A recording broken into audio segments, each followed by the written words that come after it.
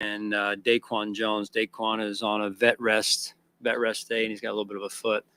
Dawson's dealing with an ankle, and Smoot has a groin.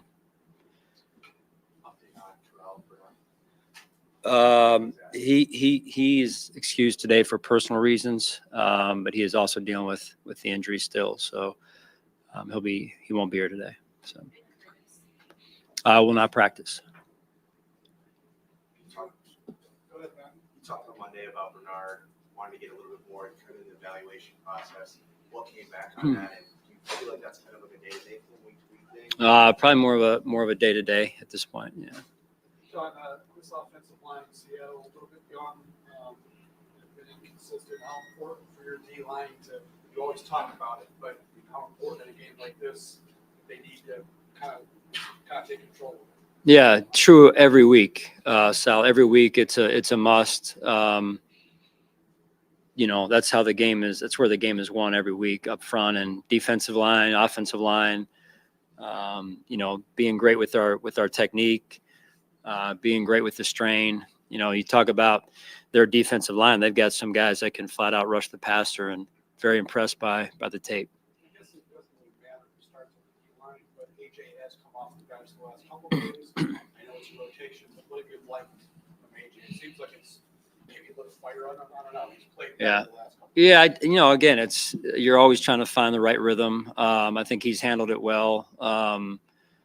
Getting players in the right seats. Whether as far as our defensive line goes, we start as many as we can start, right? So just because of the rotation that we have, so even though you're coming off the bench, so to speak, you're really a starter in the way we play our defensive line. Sean, in the past, you had the luxury of breaking in rookies because of the depth, this experience depth that you had. What do you make of knowing you entered a season in which getting impact on rookie players was going to be important, and just the impact that Coleman and Carter and Ray Davis, to be specific, have made to this team so far? Yeah, it's been important for us. We knew that going into the season that it was going to take some time, and it's still work in progress in a lot of areas. There's always something to work on with your team, right? Whether it's young guys, older guys, whatever, coaches included. So with the young guys in this case, I think they've contributed very well in this short season to this point. Will their experience pay off? I got to believe it will. That's also true of the guys who have played, for some of the guys who have been banged up. It's been good. I think that holistically it's been good for us, been good for them, and they're getting more and more comfortable in these roles. How much have you seen, where you mentioned kind of cram it so much last week? Have you seen that carry over just the early few days of this week as he's continuing to really grind and get up to speed as fast as he can? I imagine so, but I'd be lying if I said I've been as close with him this week, even if I wasn't even really that, close up to him last week, just because of how quick the week was. This week, I know he's still working for sure. I just, it's kind of normal operating procedure, right? Just getting yourself up to speed, trying to improve off of week one. Just same thing for us as a team. It's just trying to get better every week. I apologize if you're back here. Did you say Curtis Samuel was practicing today? No, he's out today. Yeah. Josh has had an impressive stretch without interceptions, even going back to the playoffs last year. We've talked to him and Joe Brady just about what they're seeing, but what are you seeing out of Josh with limiting those turnovers, and what impresses you the most about him? Yeah, just becoming a great decision maker. He's been very intentional about it, Catherine, and it's important to him. He knows the value of playing clean football that way and protecting the house. And like I said, very impressed by his decision making to this point. Hey, Geno Smith has kind of had a resuscitation of his career. He's 34, and he's never played like this the last 3 years, I guess. Can you kind of talk about how you've seen him evolve from what he was to what he is? Yeah, it's funny because he's been around the league like I have, and we just haven't probably, faced each other a ton. But ton of respect for his game and the way he's just, developed over the years, and the staying power that he's shown. It's very impressive. Again, being out there the last few years, we haven't played them naturally yet, but or over the last couple of years, but very impressed by his level of play, by the way he has command of their offense, and they do a lot of high level, what I would say is high level stuff on offense. What did you think of his touchdown pass at the end of the first half against Atlanta? Impressive, very impressive. Hey, Sean Rousseau, Yeah. like 3 sacks in the opener, but in the last couple of games, how much has his pressures and hits jumped up the tape? Who?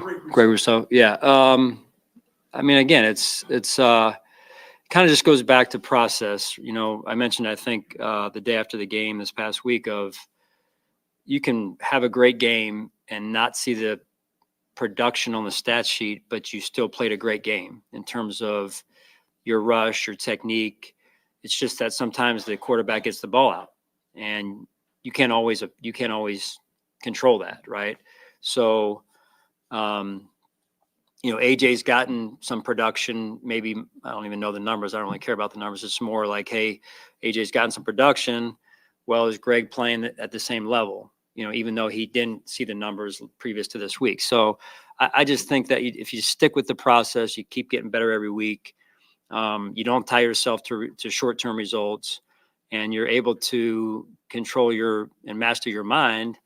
They can block out the noise, and then they can keep growing. What do you see out of Taylor Rapp's preparation and how that allows him to make an impact during games? Yeah, you said it. The preparation. He prepares as good, if not better, than any safety in the league, and he takes a lot of pride in that, as do our guys.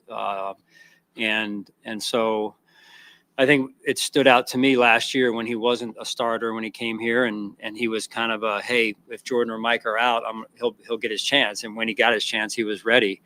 He made that big play in the division clinching game in Miami, and that's really what he's all about: preparation, and that's what leads to the results. Sean, the rushing numbers for you guys maybe aren't I think you're 19th in the league right now in rushing, but it seems like that maybe doesn't tell the full story. You feel like you're running the ball maybe a little bit better than those numbers would suggest when you need to? Yeah. There's always something to work on, right? And if you look at the numbers, sometimes they lead you to, hey, we got to put in some more research on it and look deeper, do a deeper dive. And sometimes you're like, nah, those are sometimes a little saturated with some other things that go into it, right? So, but having said all that, you're always trying to look at things to improve. And I've been very pleased with how we've run the ball. There's been some negative runs that we need to get rid of some of those, or some of them for sure. It's hard to get rid of all of them, Jay. But I've been very happy with the way we've run the football to this point. And then this past week in what I would call a 4-minute drive, I thought we put a heck of a drive together. How do the complementary styles of your backs help the effectiveness of your run game? Yeah, I mean, I think it's like, when you rush the passer and you've got different players coming off, they have to prepare for a different style of player. And I think that helps. Ray's a little bit different than Ty, who's a little bit different than James. James is a little bit different than Ray. So I think that those subtle differences, and they're all three of those guys, I give them a lot of credit. Their unselfish approach, their unselfish nature, led by Coach Skipper, has been very good for us. Totally different coaching staff for Seattle, compared to last year. I mean, Yeah. Playing with somebody you notice, just the change of scenery, that change of direction in that franchise. Yeah, I think Coach McDonald's done a great job. Very impressed with his with what seems like a new culture and in his way and doing things his way. I wasn't inside the building, but certainly knew and respected Coach Carroll a ton, and in the way that he did things in terms of the culture he built. I think that's one of the things I always really held him in high regard for, is the culture he created and the staying power, to be able to sustain that over the years. And now Mike is in there and seemingly done a great job, and they're off to a great start. They got a good football team, well coached as well. Sean, when it comes to addressing the slow starts, how much of that is mental, whether it's conversations or reminders? How much of it is physical, where it's changing the game plan or changing a pregame routine, trying to do something, actually do something? Yeah, I mean, it's like I said, there's always something to work on. Even when you're winning, there's plenty to work on. So, we just got to go back to the process today and get back out there and practice and making sure we're dotting the I's, crossing the T's, and ready to execute. Sean, Ray Davis is really going to kind weeks. What did you see from him in preseason in the first couple of weeks of the season to stay prepared and kind of be ready to fill in that spot? He's just wired that way. I mean, probably because of his background, the way, he's been a winner. I'm sure you're aware everyone's aware of his story, and you respect the heck out of it. And what I have found is when you grow up with adversity, those players seem to somewhat have a leg up because they've had to work for things and have had to claw and scratch and every day. And then you get some guys that they're full of talent, but everything's handed to them, and they get here and they don't work out just around the league, right? And so I don't think that's any different than life in general. So if you have worked through adversity, know how to work through it, and you grind and you put your head down and work, good things will happen eventually. All right, thanks. Thanks, Sean. Yeah.